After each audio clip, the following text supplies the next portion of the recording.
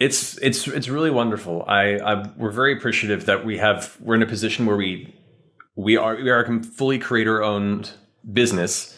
And it's been really wild, and we never expected it to go well. Whenever you go into business with your friends, it's a frightening thing because that story You're braver never than me. ends well. You're braver than me, man. Dude, it is the scariest thing. But I think it works because we began before even starting a business together, weirdly, through the power of friendship and role-playing games. We care so deeply about each other and trust each other that if there was a group to go into business with that were friends, this is one that we all felt comfortable would not fuck each other over.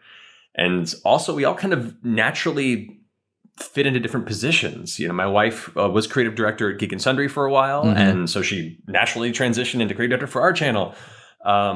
Travis Willingham, one of our players, who's like the big jock of our group, turned out to be an amazing CEO and negotiator because he's a scary dude when he wants to be. You know, we all just kind of fell into these positions and all went, I guess we'll try this. And here we are a few years later, still working. And I'm extremely thankful, as much as it's been a nerve-wracking journey to get here of like, wait, oh shit, what do we do? Oh, hold this. Oh God, you know, that kind of a thing. So for you, is this, how long you want to do this? To a degree, always. At the pace that we're going now, I will ignite in a number of years. I will just be a pile of ash in a pair of sweatpants. And so for me, I will to a degree always be doing this. I love it too much. But also there eventually needs to be a torch to pass, you know? I think I look forward to a day where we take our home game back privately. You know, the cameras are great and sharing it is great, but there also is something about kind of dovetailing it back into having it just us and maybe, still being involved in things, still doing, small form shows on the channel, but also allow an opportunity for a new generation to come in and kind of carry it. If we are lucky enough to have it go that long. Yeah, because I mean, when I looked through it and the more that I was looking into you, I was like, I wonder if as the years go on, he almost wants to, not to kind of lock you into a thing, but I was like, I wonder if he wants to like Bernie Burns the situation in the sense of like build out this world around him, slowly become like less and less one of the key figures, but then like still get to help create the awesome. Because there is a part, I think, as a creator where you, for lack of a better phrase, you kind of like get off on the idea of being able to bring up new talent and entertain people in a different way, right? It kind of like it scratches a different itch. And when you said like kind of bringing it back, have you hit those moments? Because obviously we all have ups and downs when you're doing something creative, and your stuff involves so much imagination that I can't. I imagine it like it burns you out even faster. Are there places where you've taken this hobby and this thing that you've loved, and it does kind of dilute the joy at certain times out of what you used to get from it? Yeah, I mean, it comes with the territory.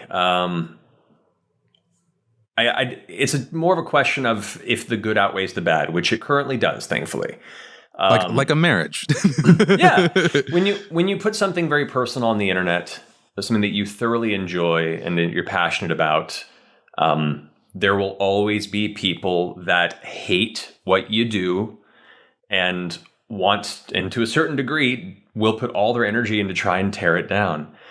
And for a person who is as emotionally available as myself, that can be a very challenging experience. I call it pushing the bruise. Every, creator can talk about stories about reading all the terrible comments and reading the thousands of wonderful positive ones, but the handful of really negative ones are the ones that you remember, the ones you focus and obsess on.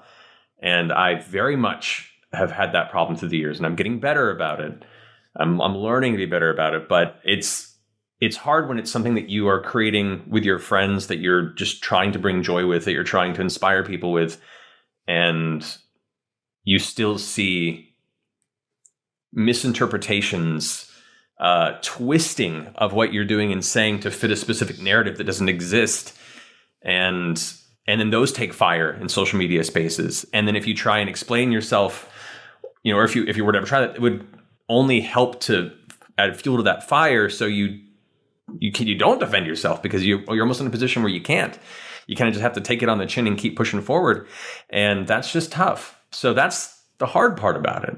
But seeing the overwhelming joy that comes through it, the people that connect with it, that do incredible art and write and create their own stories and play their own games, and all the friendships and relationships and children that have come out of this community, people who met through it all, and kind of like seeing that to me is really incredible. So yeah, the hard parts on certain days, especially in certain moments when they hit me hard, can really kind of knock the wind out of me for a protracted period of time. That's when I lean on my friends. That's when I lean on my wife. Yeah. But the joy heavily outweighs that aspect of it. And if that were to ever change, then we would have to make a change, you know?